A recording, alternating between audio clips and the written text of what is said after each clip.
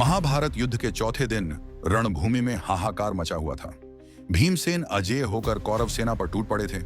हाथी, सैनिक सबको कुचलते हुए वे अपने विकराल रूप में थे।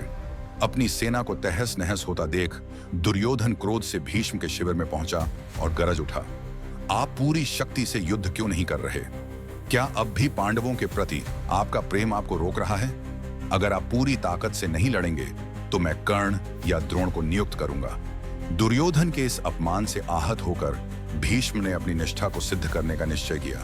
उन्होंने 5 बाण उठाए, दिव्य मंत्रों का जाप किया और अपनी पूरी तपस्या एवं आध्यात्मिक शक्ति उन बाणों में समाहित कर दी।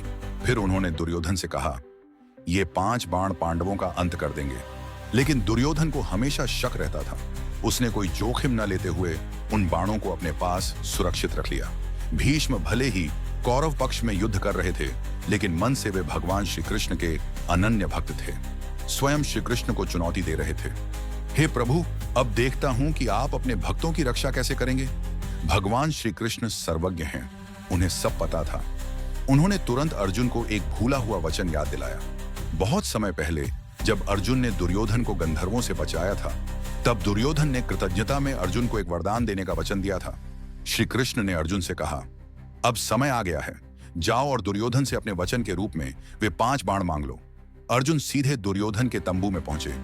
मैं अपने वचन का दावा करने आया हूं, मुझे वे 5 बाण दे दो जो तुम्हारे पास हैं। दुर्योधन स्तब्ध रह गया।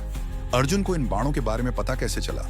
लेकिन उसके पास कोई विकल्प नहीं था, वह अपने ही वचन से बंधा हुआ था।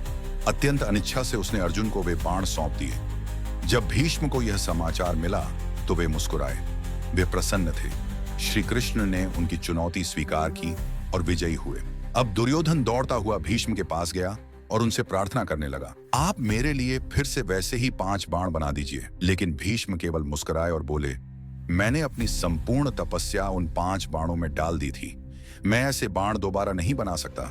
श्री कृष्ण न केवल अर्जुन की रक्षा की, बल्कि दुर्योधन को उसी के पुराने वचन से पराजित कर दिया।